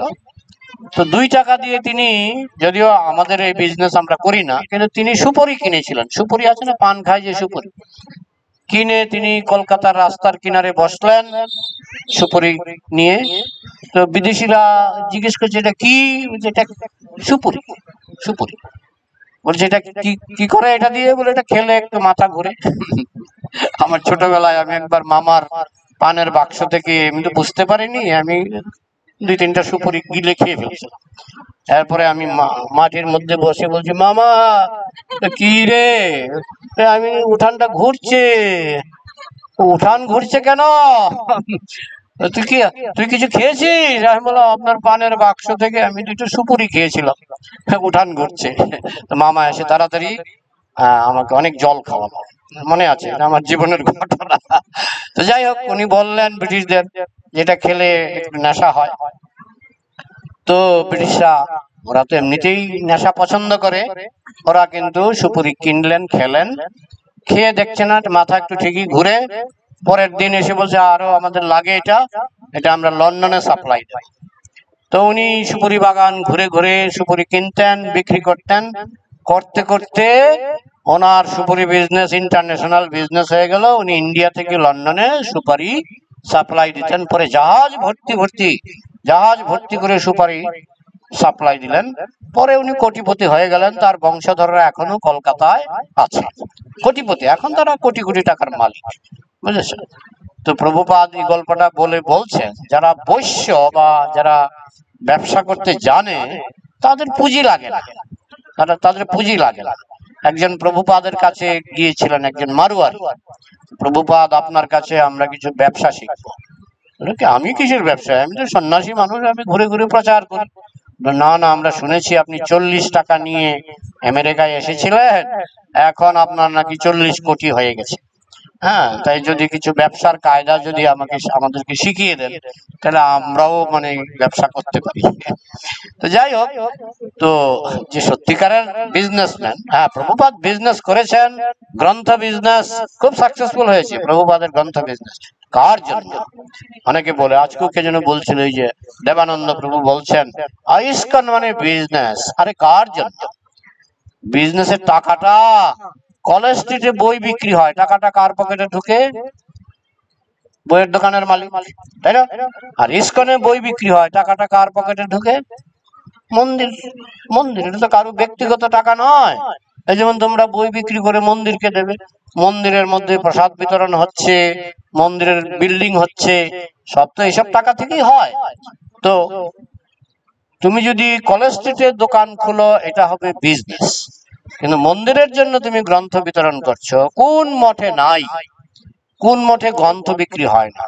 রামকৃষ্ণ মিশনে গ্রন্থ বিক্রি হয় না? উদ্বোধন কার্যালয়, সব মঠে গ্রন্থ বিক্রি হয়। ভারত সেবাশ্রম সঙ্গে গ্রন্থ বিক্রি হয় না? তো যারা নিন্দুক, তাদের স্বভাব হচ্ছে নিন্দা করা। কৃষ্ণের জন্য ব্যবসা করা যায়, এই গ্রন্থ বিক্রি করে আপনি সেই টাকা দিয়ে পুনরায় গ্রন্থ ছাপান, কোনো অসুবিধা নেই। হ্যাঁ, এবং সেই গ্রন্থ বিক্রির টাকা থেকে ইসকন নানাভাবে প্রচার কার্যে টাকা খরচ করে। হ্যাঁ, তো এইভাবে প্রভুপাদ বলছেন, তুমি যদি ভালো বিজনেসম্যান হও, তাহলে তুমি একজন সাকসেসফুল কর্তা। এই যে 5 রকমের কর্তার মধ্যে প্রভুপাদ বিজনেসম্যানের দৃষ্টান্ত দিয়ে বোঝাচ্ছেন, ভালো বিজনেসম্যানের হাতে টাকা পড়লে সে কিন্তু এটাকে বাড়াবে, আর খারাপ বিজনেসম্যানের কাছে যদি আপনি অনেক টাকাও দিয়ে দেন, সে নষ্ট করবে, টাকা নষ্ট করবে। Similarly, in anything there are 5 causes. এরকম ব্যবসার ক্ষেত্রেও 5টা জিনিস দরকার। 5টা জিনিস লাগে কিনা ব্যবসার ক্ষেত্রে? একটা জিনিস হলো জায়গা। তুমি যদি জঙ্গলের ভিতরে একটা দোকান খোলা, বিক্রি হবে? কিন্তু লোকেশনটা যদি ভালো থাকে, চৌমাথা, মানে 4টা রাস্তার মিলন স্থল, এবং সেখানে অনেক লোক যাতায়াত করে, সেখানে দোকান খুললে দোকান ভালো চলবে। তো জায়গাটা একটা ব্যাপার, জায়গাটা একটা ব্যাপার না? The ultimate cause is দৈব। কিন্তু যত কিছুই থাকুক, এই 5খানা কারণ, তার মধ্যে প্রধান কারণ কোনটা? দৈব। দৈব মানে ভগবান। প্রধান কারণ হচ্ছে ভগবান। ভগবান যদি কৃপা করে, হ্যাঁ, যেমন আমাদের ভুবনেশ্বর মন্দির খোলা হয়েছিল জঙ্গলে, আর এখন গেলে এটা হচ্ছে ভুবনেশ্বর শহরের প্রাণ কেন্দ্র। কিভাবে? হঠাৎ করে সরকার সিদ্ধান্ত নিল এদিকে রাস্তা হবে, পুল হবে, ব্রিজ হবে। হঠাৎ করে সরকার সিদ্ধান্ত নিল। তো এগুলি হওয়ার পরে দেখা গেল এটা হয়ে গেছে ভুবনেশ্বর ইস্কন মন্দিরটা হয়ে গেছে ইস্কনের মানে শহরের প্রাণ কেন্দ্র। যখন মন্দিরটা প্রথম খোলা হয়েছিল সেটা ছিল জঙ্গল, তাহলে এখানে কে সাহায্য করলো? দৈব। কে সাহায্য করলো? দৈব। হ্যাঁ, এরকম আমরা দেখেছি যে একটা জঙ্গলের মধ্যে মন্দির করেছে, হঠাৎ করে সরকার ঘোষণা করলো এখানে রেল লাইন যাবে, এখানে রেল স্টেশন হবে। এই জঙ্গল হয়ে গেল রেল স্টেশন। মন্দির, রেল স্টেশনের পাশেই মন্দির, দাঁড়িয়ে গেল মন্দির। এইটা কার সাহায্য? দৈব, মানে ভগবানের সাহায্য। ভগবান কৃপা করলে তুমি তোমার বিজনেসই বলো, পড়াশোনা বলো, সবকিছুতে সাফল্য মণ্ডিত হবে। তো এটাই প্রভুপাদ বলছেন যে 5 রকমের কর্মের মধ্যে প্রধান হচ্ছে দৈব। You may make everything very nicely, you may be very good businessman. A good businessman, you have got sufficient capital, you are conducting your business in a very nice center, downtown, everything, but if God is not favorable, then everything will be spoiled. তুমি ভালো ব্যবসায়ী, তুমি down টাউনে, এটা প্রভুপাদ বক্তৃতা দিচ্ছেন বোম্বেতে, বোম্বের down town এলাকা নিশ্চয়ই খুব বিখ্যাত এলাকা। সেই ডাউন টাউনে তুমি জায়গা পেয়েছো, ভালো বিজনেসের সুযোগ পেয়েছো, তোমার অনেক পুঁজি আছে, কিন্তু ভগবান কৃপা করেনি, তাহলে ওই জায়গায় দোকান গোটাতে হবে। ভগবান কৃপা না করলে সব থাকা সত্ত্বেও দোকান দাঁড়াবে না, গোটাতে হবে। বোঝা গেল? তো প্রভুপাদ তো ঠিক কথাই বলছেন। You are conducting your business in a very nice center, কিন্তু ভগবান যদি ফেভারেবল না থাকে, ভগবানের কৃপা যদি না থাকে then everything will be spoiled, সব নষ্ট হবে। হ্যাঁ, সব নষ্ট হবে। Everything will be spoiled. So therefore this cause is favorable. Of course God is kind to everyone, ভগবান সবাইকে কৃপা করেন। অনেক সময় ভক্তের ক্ষেত্রে আবার উল্টো, প্রভুপাদের সব বিজনেস মার খেয়েছিল জানেন। প্রভুপাদ অনেক ওষুধের দোকান খুলেছিলেন, সব বিজনেস মার খেয়েছিল, কিন্তু প্রভুপাদের ক্ষেত্রে এটা হয়ে গেল উল্টো, যেহেতু তিনি ভক্ত। ভক্ত হলে সব ফেভারেবল, বিজনেস মার খেলেও ভালো, বিজনেস দাঁড়ালেও ভালো। তো প্রভুপাদ যখন দেখলেন যে তার বিজনেস সব মার খেয়েছে, প্রভুপাদ ভাগবত থেকে একটা শ্লোক আবৃত্তি করেছিলেন, যস্যাহং গৃহ্ণামি হরিষ্যেতা ধনং শনৈ তথা ধনং ত্যজন্ত্যস্য সজনা দুঃখ দুঃখিতা। যখন আমি কাউকে বেশি কৃপা করি, আমি তার ধন সম্পদ হরণ করি। ভয় পাবেন না, এটা আমাদের জন্য নয়, প্রভুপাদের জন্য। এটা আমাদের জন্য নয়, এটা কার জন্য? প্রভুপাদের জন্য। প্রভুপাদের ধন সম্পদ যদি হরণ না করতেন কৃষ্ণ, তিনি ব্যবসা নিয়ে মগ্ন হতেন, তিনি আর বিদেশে যেতেন না। তিনি বিদেশে গিয়েছেন, ইস্কন স্থাপন করেছেন, আমরা উপকৃত হয়েছি। তাই ভক্তের ক্ষেত্রে সাফল্য লাভ করলেও সাফল্য, পরাজয় হলেও সাফল্য, ভক্তের সবই সাফল্য। জটায়ু পরাজিত হয়েছিলেন রাবণের কাছে, না জয়লাভ করেছিলেন? পরাজিত হয়েছিলেন, কিন্তু আসলে জয়লাভ করেছিলেন, কারণ তিনি রামচন্দ্রের কৃপা লাভ করেছিলেন। এইভাবে বুঝতে হবে ভক্তের জীবনে সবই কৃপা, জয় পরাজয় লাভ লোকসান সবই ভগবানের কৃপা। এই জন্য কৃষ্ণ বলছেন লাভালাভ জয়া জয়, জয়ে পরাজয় সমান থাকো, কারণ ভক্তের কাছে সবই কৃষ্ণের কৃপা।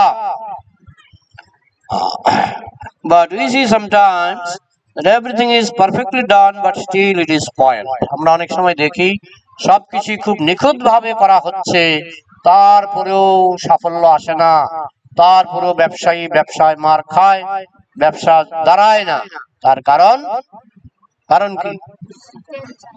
কৃষ্ণের কৃপা সেখানে নেই।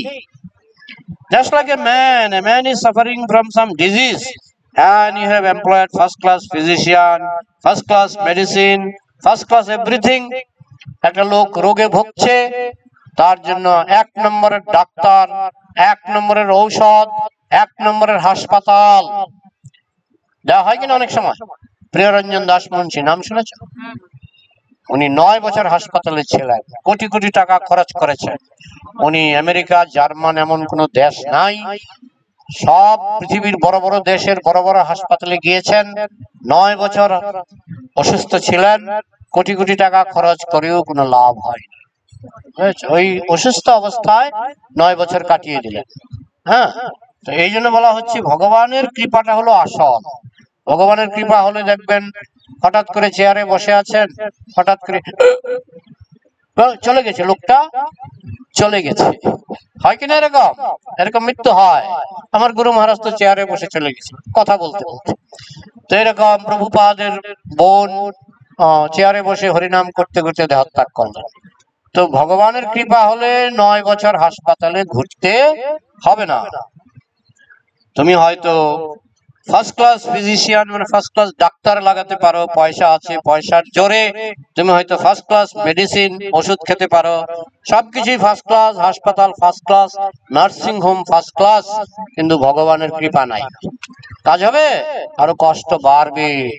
নাকের ভিতরে নল ঢোকাবে, পায়খানার নল, প্রস্রাবের নল, কষ্ট বাড়বে। একে তো এটাকে বলে কাটা ঘায়ে নুনের ছিটা, মোবাইল নট অ্যালাউড। ছিটা, তুমি এমনিতেই কষ্ট পাচ্ছ, তারপর আবার ডাক্তার আবার কাটাচিরা করছে, আবার নাকের ভিতরে নল ঢোকাচ্ছে, তো কষ্ট কি বাড়লো না কমলো? বাড়লো। আবার এদিকে বিল 10 লাখ টাকা, তাহলে জরিমানাও গেল, আবার পানিশমেন্টও হলো, তাই না? ভগবানের কৃপা না থাকলে। আবার ভগবানের কৃপা থাকলে জরিমানাও লাগবে না, পানিশমেন্টও হবে না। বোঝা গেল? So what is the cause?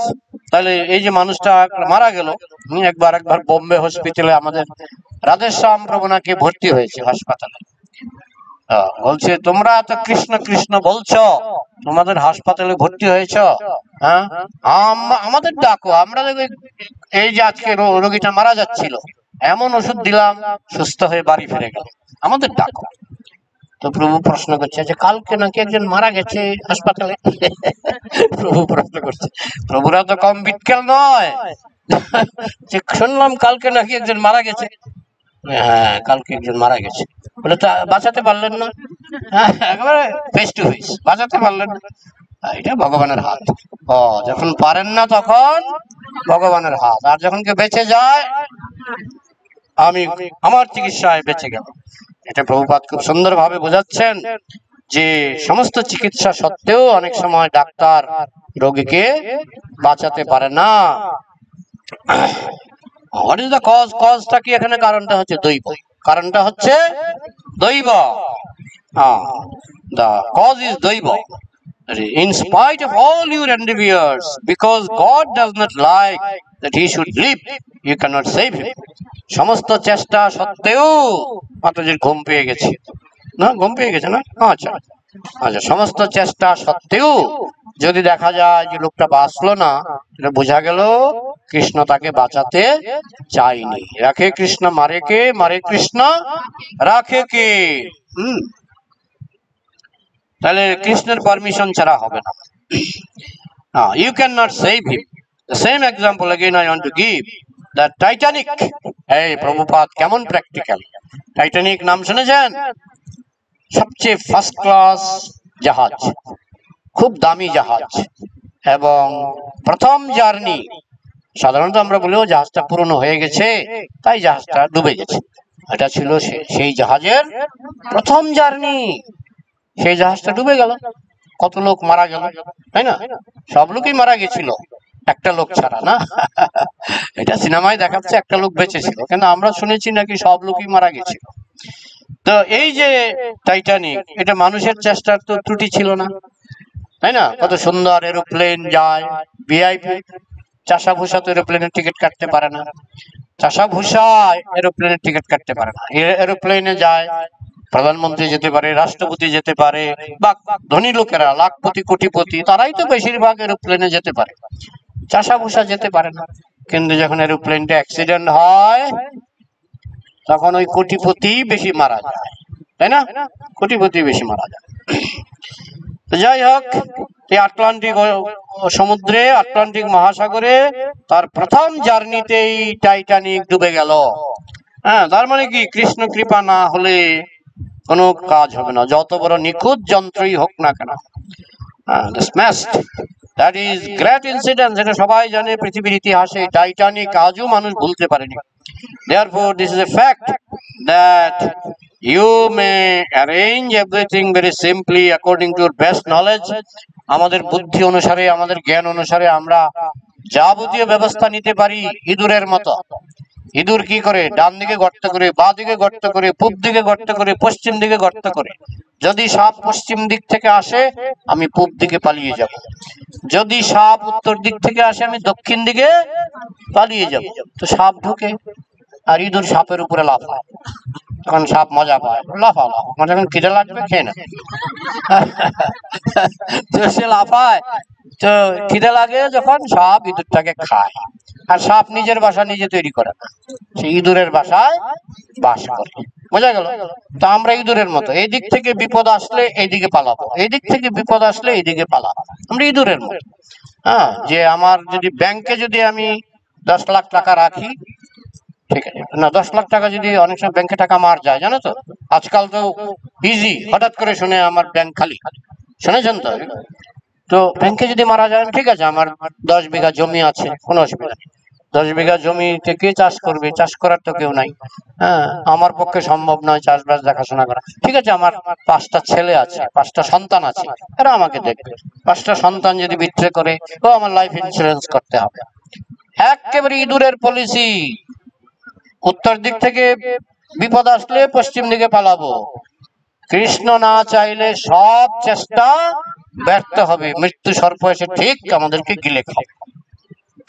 বালৈশ্বনেহ শরণং পিতরৌ Narasimha নার্তস্য চাগতম মুদন্নতি মজ্জতনৌ तत्तस्य तत्पृथिवी प्रतिविधिर्जहान यशस्तास तावत् विभूतन वृषाम तदुपेक्षितानाम। हे कृष्ण তুমি যাকে উপেক্ষা করো তদুপেক্ষিতানা, তুমি যাকে উপেক্ষা করো। বালস্য স্নেহ শরণম, একটা শিশু পিতামাতা গর্ব করে অহংকার করে বলে আমি শিশুটাকে রক্ষা করলাম, কিন্তু কত শিশু পুকুরের জলে ডুবে মরে যায়, কত শিশু গাড়ি চাপা পড়ে মরে যায়, পিতামাতা হাজার পাহারা দিও গ্যারান্টি দিতে পারে না। যদি কৃষ্ণ রাখে তাহলে থাকবে। গাড়ি অ্যাক্সিডেন্টের পরেও শিশু বেঁচে যায়। মায়াপুরে নৌকা অ্যাক্সিডেন্টে বড় বড় মানুষ মরে গেছে, একটা বাচ্চা বেঁচে গেছে। সেই বাচ্চা প্রভুপাদের নাতনির মেয়ে, এখনো আছে মায়াপুরে, ভাগীরথীর নাম। বড় বড় মানুষ মরে গেছে নৌকা অ্যাক্সিডেন্টে, তো বাচ্চাটা বেঁচে ছিল, ওই নৌকাতেই ছিল। তাহলে কৃষ্ণ বাঁচালে অ্যাক্সিডেন্টের মধ্যে প্লেন অ্যাক্সিডেন্ট হয় বাচ্চা বেঁচে যায়, গাড়ি অ্যাক্সিডেন্ট হয় বাচ্চা বেঁচে যায়, বড় বড় মানুষ মরে যায়। কৃষ্ণ চাইলে বিপদের মধ্যে বাঁচাতে পারে। আর কৃষ্ণ যদি না চায় তাহলে পিতামাতা শত পাহারা দিয়েও বাচ্চাকে বাঁচাতে পারে না। বালস্য শরণং পিতরৌ নৃসিংহে নৃসিংহদেব, প্রহ্লাদ মহারাজ বলছেন, পিতামাতার শত পাহারা সত্ত্বেও বাচ্চার মৃত্যু হতে পারে যদি তুমি তাকে উপেক্ষা করো। বালস্য শরণং পিতরৌ নৃসিংহ নার্তস্য চাগদম। যে রোগী সে ওষুধ নিয়ে বলতে পারে না যে ভালো ওষুধ পেয়ে গেছি আমার রোগ ভালো হবে গ্যারান্টি, তাইলে তো মানুষের কোনো চিন্তাই ছিল না। রোগ ওষুধ খেয়েও অনেক সময় ভালো হয় না। তো নার্তস্য চাগদম উদন্নতি মজ্জত নৌ, যে নৌকা ডুবে যাচ্ছে টাইটানিক, যে নৌকা ডুবে যাচ্ছে, ভগবান যদি রক্ষা না করে মানুষ রক্ষা করতে পারে না। উদন্নতি মজ্জতন তপ্তস্য তৎপ্রতিবিধির্য দুঃখ ঔষধম। ঔষধ হচ্ছে দুঃখের ঔষধ হচ্ছে দুঃখ। দুঃখের ঔষধ কি? দুঃখ। কবিরাজি চিকিৎসায় বলে আমার পায়ে ব্যথা, তাই কোথায় ব্যথা? বলে এই জায়গাটায় ব্যথা। ওরা একটা লোহা গরম করে লাগিয়ে দেয় আর ব্যথা চলে যায়, ব্যথা থাকে না। সত্যি সত্যি ব্যথা থাকে না। বললো এখানে আমার 10 বছর ধরে হাঁটুতে ব্যথা, আর একটা লোহা গরম করে ওই হাঁটুতে লাগিয়ে দেয়, ব্যথা থাকে না, তারপরে ঠিক হয়ে যায়, পা ঠিক হয়ে যায়। অনেকে ঠিক হয়েছে। বললো ঠিক আছে আমি কবিরাজিতে যাব না, আমি অ্যালোপ্যাথিকে। ওই কি করবে, কাটবে, তারপরে একটা বল ঢোকাবে, আবার সেলাই করবে, করে তো কষ্ট তো ঠিকই হয়, কষ্ট তো ঠিকই হয়। তো এই জন্য বলা হচ্ছে নার্তস্য জাগত মুদন্নতি মজ্জতন তপ্তস্য তৎপ্রতিবিধির্য দুঃখ ঔষধম। দুঃখের ঔষধ দুঃখ। দুঃখের ঔষধ কি? দুঃখ। এটা মনে রাখতে হবে। তবে কৃষ্ণ যদি রক্ষা করে তাহলে সর্ব অবস্থাতেই রক্ষা পাবেন। আর কৃষ্ণ যদি রক্ষা না করে কোনো প্রতিবিধানে কাজ হবে না, কোনো প্রতিবিধানে কাজ হবে না। If God is unfavorable, then you cannot do it. তাই ভগবান যদি অসন্তুষ্ট থাকে, ভগবান যদি কৃপা না করে, আপনার কোনো চেষ্টায় ফল ধরবে না। একমত? একমত? তো এটা শেষ হলো 84 পৃষ্ঠা। আগামী রোববার আমরা পড়বো 85 পৃষ্ঠা। লিখে রাখো। হরে কৃষ্ণ। প্রভুপাদ জ্ঞানের ভান্ডার। এই একটা পৃষ্ঠার মধ্যে আমরা কত কিছু জানতে পারলাম। তো কারো যদি কিছু প্রশ্ন থাকে আলোচনা করা যায়, প্রশ্ন করো, প্রশ্ন করো।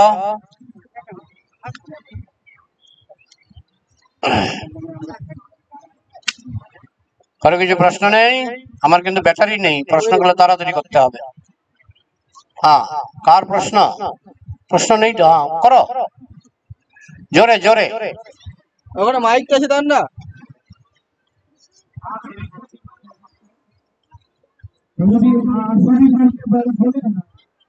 আসরিক? আসরিক মানে কি? মদ খাবে, গাঁজা খাবে?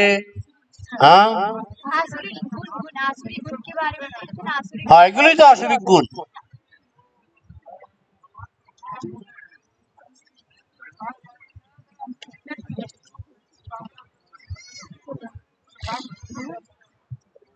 কে আমাকে জাগৃতি বুঝিয়ে বলো। আসরিং জনি মাপন্না মূঢ়াং জন্মনি জন্মনি মাম অপ্রাপ্যৈব তত জাতি অধমাং গতিম। মাম অপ্রাপ্যৈব কন্তয়া তত জাতি অধমাং গতিম। তারা জন্ম জন্ম ধরে অসুর কুলে জন্মায়। যারা পাপ করবে কৃষ্ণ বিদ্বেষী, তারা জন্ম জন্ম ধরে অসুর কুলে জন্মাবে, এটাই কৃষ্ণ বলছেন। পাপ করলে কৃষ্ণ তাদেরকে অসুর কুলে জন্ম দেবেন। ঠিক আছে, আর কি প্রশ্ন বলো, তোমাদের প্রশ্ন থাকলে বলো।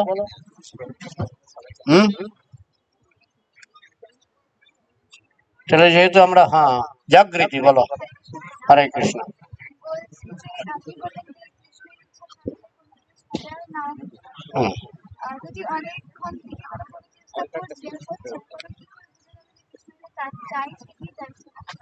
না হলে বুঝবে এটা কৃষ্ণ চাইছে না, যখন দেখবে কাজটা হচ্ছে না বুঝবে এটা কৃষ্ণ চাইছে না।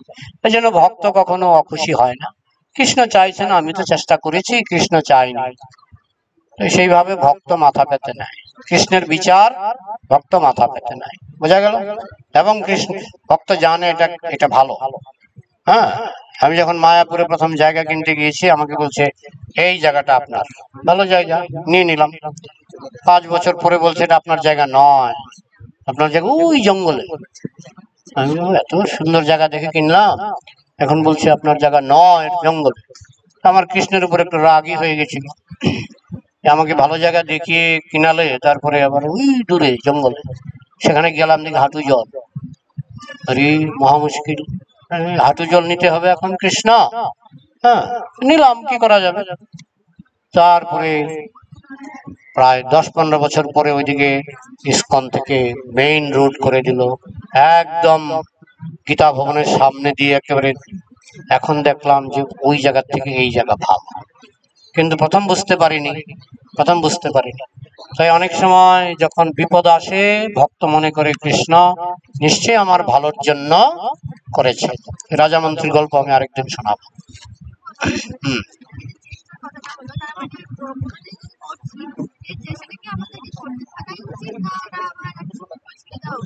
না, এটা নির্ভর করবে গুরুদেবের আদেশের উপর।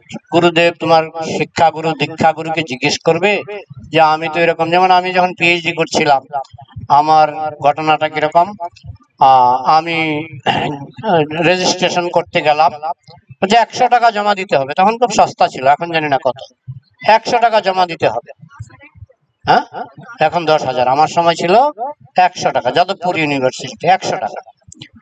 তো আমি টাকাটা জাস্ট আনতে গেলাম, গিয়ে দেখি অফিস বন্ধ হয়ে গেছে, মানে একটু লেট হয়েছিল আর কি, অফিস বন্ধ হয়ে গেছে। এখন কি করব, আমি আবার চলে যাব এখান থেকে, যাদবপুর থেকে চলে যাব মণিপুর। আমার টিকিট হয়ে গেছে, প্লেন টিকিট। এখন কি করব, বন্ধ হয়ে গেছে, আবার কালকে 11টায় না 12টায় খুলবে। আমি কি করি, তখন একটা কেরানি ছিল সামনে দাঁড়িয়ে, বলছে যে আপনি 100 টাকা তো আমাকে দিয়ে যান, আমি জমা দিয়ে আপনার কাছে রিসিপ্ট পাঠিয়ে দেব। তা আমি বিশ্বাসে 100 টাকা দিলাম। তারপরে উনি ফোন করে বললেন আপনার রেজিস্ট্রেশন হয়ে গেছে, এবং আমার যে গাইড উনি বললেন হ্যাঁ তোমার রেজিস্ট্রেশন হয়ে গেছে, তুমি পিএইচডি কাজ করো। আমি 5 বছর পরে জমা দিতে গেলাম, আমি মাঝে মধ্যে আসতাম, আর ওই খোঁজ খবর আর নেইনি। 5 বছরে জমা দিতে গেছি, বলছে আপনার রেজিস্ট্রেশন হয়নি। কেন? বলে আপনি 100 টাকা জমা দেননি। বলে আমি এখন দিয়ে দিচ্ছি 200 টাকা 300 টাকা 500 টাকা। বলে এখন 1000 টাকা 1,00,000 টাকা দিলেও হবে না। বলে আমি তো কেরানিকে দিয়ে গেছিলাম, যে কেরানি জমা দেয়নি।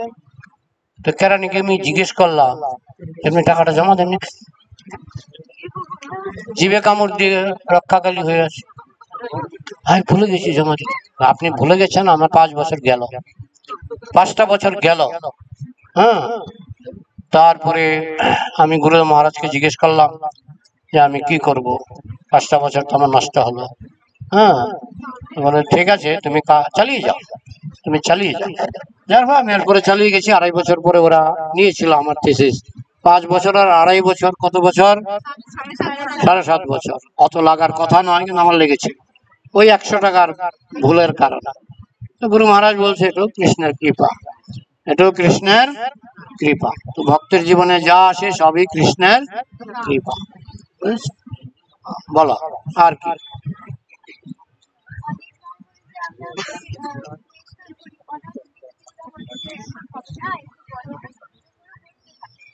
না, যদি গুরুদেব বলেন করতে থাকবে, কোনো কাজ কোনো দায়িত্ব গুরুদেব যদি বলেন চালিয়ে যাও, চালিয়ে যাবে। লাভালাভ জয়া জয়, লাভে পরাজয়ে সমান। হ্যাঁ, এই জন্য শিক্ষাগুরু নিতে হয়। গুরুদেবের অধীনে টেম্পল প্রেসিডেন্ট থাকে, টেম্পল কমান্ডার থাকে, শিক্ষাগুরু থাকে, তাদের অধীনে চলতে হয়, বুঝেছেন? আজকাল ইন্টারনেটের যুগ, গুরুদেবের সঙ্গে যোগাযোগ করা খুব সহজ।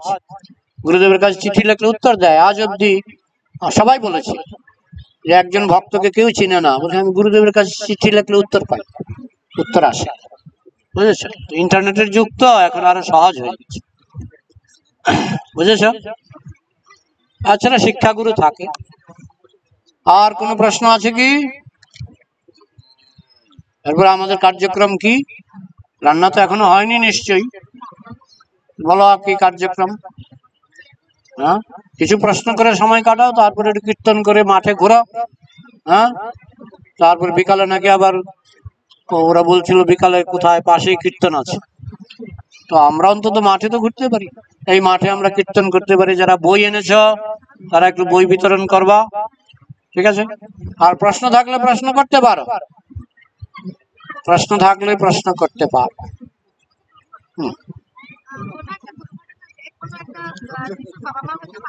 হ্যাঁ, দুর্ঘটনা। হ্যাঁ,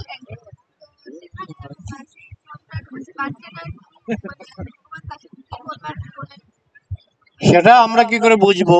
হ্যাঁ, দুর্ঘটনায় মারা গেছে, তার পাপও থাকতে পারে, তার পাপের শাস্তি হতে পারে। পূর্বজন্মে পাপ না থাকলে তো এসব শাস্তি হয় না, পূর্বজন্মের পাপ আছে, সেটা তো পাপের শাস্তি না পেলে, সেই জন্মে না পেলেও পরজন্মে পাবে। তো ভগবান যা করেন ভালোর জন্যই করেন। বাবা যখন সন্তানকে চর দেন, এটা কি ভালোর জন্য দেন না খারাপের জন্য দেন? ভালো। ঠিক তেমনি ভগবান যখন শাস্তি দেন, ভালোর জন্য, বুঝতে হবে, ঠিক আছে? আর কি প্রশ্ন? হ্যাঁ, বলো। হ্যাঁ,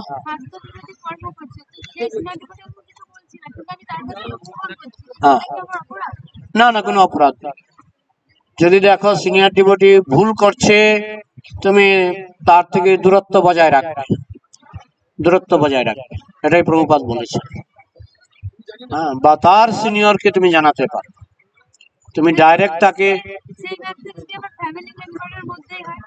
সেক্ষেত্রে তুমি দূরত্ব বজায় রাখো যতটুকু সম্ভব, ঠিক আছে? হ্যাঁ, নেক্সট।